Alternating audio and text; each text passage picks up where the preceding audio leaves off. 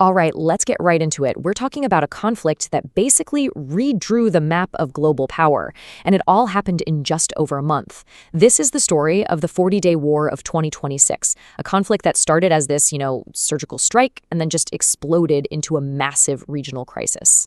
So, this war didn't start with some slow diplomatic breakdown. No, it was a bombshell, a dramatic late-night announcement. Picture this. It's 2 a.m. on the East Coast, and President Trump goes live to announce Operation Epic Fury. This was a massive joint U.S.-Israeli campaign with a clear goal: cripple the Iranian government and take out its nuclear program for good. And here's the timeline we're dealing with. It's incredibly short. The first shots are fired on February 28th, and by April 8th, there's a fragile ceasefire brokered by Pakistan. And in that tiny window, the entire strategic balance in the Middle East was completely upended, maybe forever. Okay, let's look at Operation Epic Fury, the first shot. So what was the game plan here? What was the thinking behind this huge U.S.-Israeli campaign? Well, it all came down to three things: speed, precision, and just overwhelming technological shock and awe. I mean, the level of tech they threw into the opening hours of this thing was just staggering. You had B-2 Spirit bombers flying deep in enemy territory, hitting key leadership targets. You had these brand new precision strike missiles going after hardened bunkers. And then, get this, you've got the U.S. Space Force in orbit waging electromagnetic warfare. They're basically jamming and scrambling all of Iran's radar and communications from space, all while keeping an eye out for any counterattack. All right, so we've got the four-phase war. How it all unfolded, the initial plan was super precise, very surgical.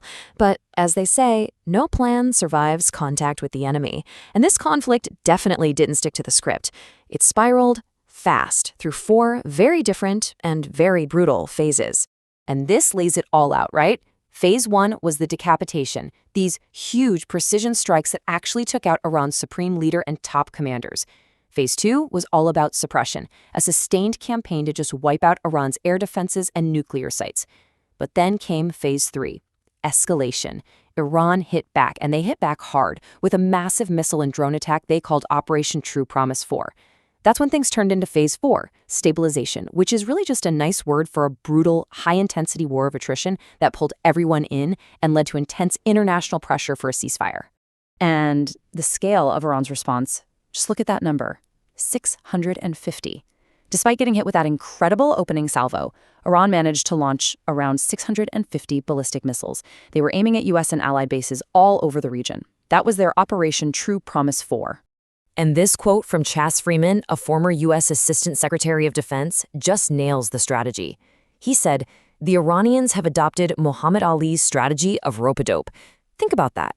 You let your opponent just punch themselves out, exhaust themselves, before you come back with the knockout blow. The thinking here is that Iran decided to absorb that massive first punch. Why?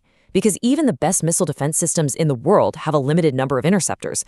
So if you just keep throwing wave after wave of cheaper missiles at them, you force them to use up all their expensive, high-tech defenses. And once those are gone, they're left wide open for the real knockout punch.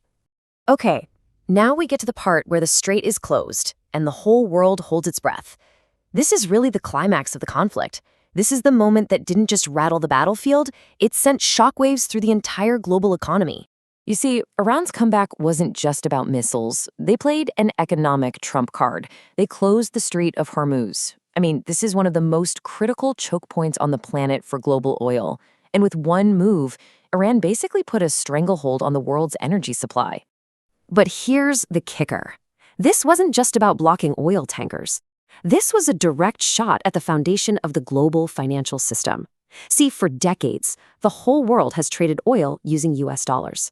It's called the petrodollar system, and it's a huge reason for America's financial dominance. What Iran did was genius in a way. They said, sure, your tankers can pass, but only if you're trading oil in the Chinese yuan. It was a direct challenge to the dollar's supremacy. The ripple effects were instant, and they were devastating, especially for the big economies in Pacific Asia. I mean, Japan, which relies completely on imported oil and gas, was in a total panic. Taiwan was looking at the real possibility of its entire economy shutting down because they just don't have that much fuel storage. The stock market in South Korea, it crashed, hard. And all of Southeast Asia was suddenly cut off from vital Chinese diesel and gasoline exports. Just chaos. So, Let's talk winners and losers. The reckoning. After 40 days of this brutal, high-tech war and the shaky ceasefire, who really won? Well, the answer might really surprise you. Let's start with Israel. Despite those early tactical wins, sources on the ground describe the end result as, well, catastrophic. This quote from retired U.S. Army Colonel Douglas McGregor is haunting. What Israel looks like right now, it's in ruins. And we're not just talking about physical damage. Analysts say its international reputation was shredded, and the war created these deep, bitter divisions inside the country. On the flip side, who benefited from all this chaos? Look no further than Moscow. As Chaz Freeman puts it, if you were sitting in Moscow, you might see this as very favorable. What more could you ask?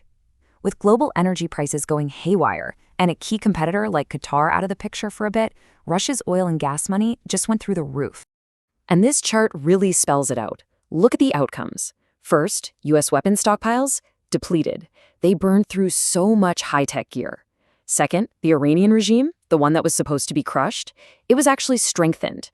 The war created this massive surge of nationalism that rallied people around the government. And third, Russian revenues, as we just said, skyrocketing. Okay, so let's talk about the New World Order, the aftermath. Here's the big takeaway from all this.